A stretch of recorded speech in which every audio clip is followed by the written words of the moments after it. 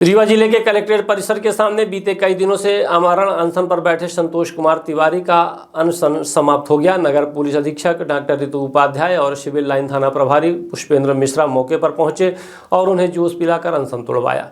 Doctor Upadhyay ने अनशनकारी को आश्वस्त किया है कि सोमवार को दोनों पक्षों के सभी रिकॉर्ड एकत्रित कर निष्पक्ष जाँच की जाएगी और सभी बसों को सामने लाया जाएगा और मामले में उचित कार्यवाही सुनिश्चित की जाएगी। संतोष कुमार तिवारी ने कहा कि पुलिस के भरोसे और प्रशासन की सकारात्मक पहल को देखते हुए उन्होंने आमरण अनशन खत्म करने का निर्णय लिया है।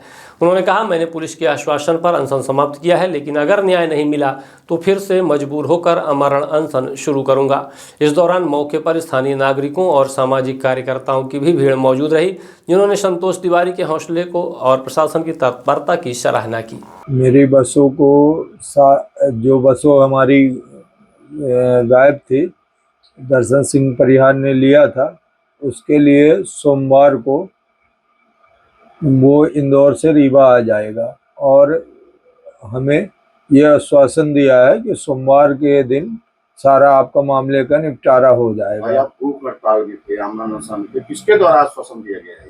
ये सीएसपी मैडम हमारे और माननीय टीआई जी और हमारे बस एसोसिएशन के अध्यक्ष महोदय साथ में थे, तो उन सबके सामने ये बात हुई है कि सोमवार को इस मैटर में पूरा भी जो भी निर्णय है और जैसे हमारी एफआईआर है उसके बारे में जो भी अगले आदमी से प्रत्यक्ष कह रहा कि हमारी बसें हैं, तो वो ओरिजिनल दस्तावेज लेके आएगा और हमारा दस्तावेज पहले से वहाँ थाने पे जमा।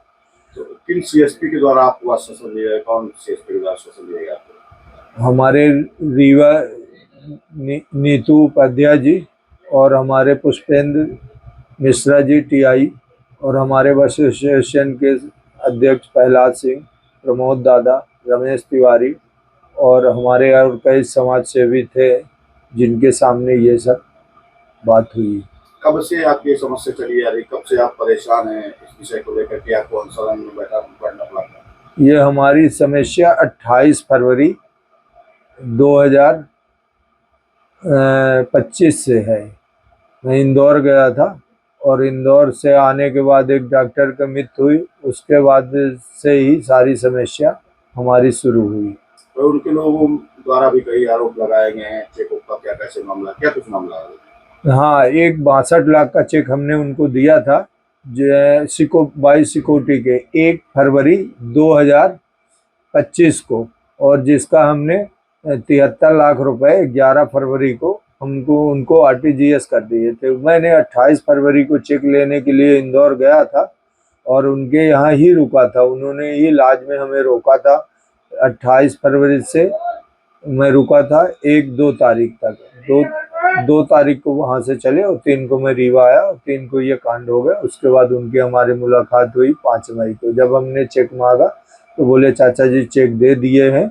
उसके बाद मुझे कई बार आश्वासन दिए कि मैं चेक दे दूंगा, एक बार बाउंस करा लिए थे, तो उसका मेरे को चेक व्हाट्सएप पे उन्होंने लिखा चेक और पैसे मैं दोनों दूंगा। समय का थोड़ा समय हमारे पास ऐसे विपरीत हुई कि मैंने पैसे कहीं खर्चा कर दिए, तो मैं पैसे दूंगा आपका चाचा। ये बताइए, पुलिस के आश्वासन से आप संतुष्ट हैं?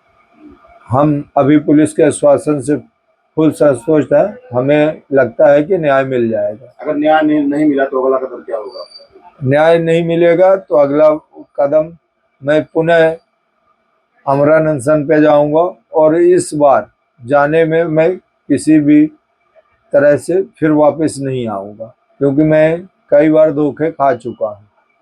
इनके द्वारा कैसे धोखे दिए गए, क्या क्या धोखे दिए गए? हमारे को दर्शन सिंह ही सबसे ज्यादा धोखा दिया, उसी ने आश्वासन दे के हमें अभी तक रोक रखा था। क्या बता दीजिए? संतोष कुमार तिवारी।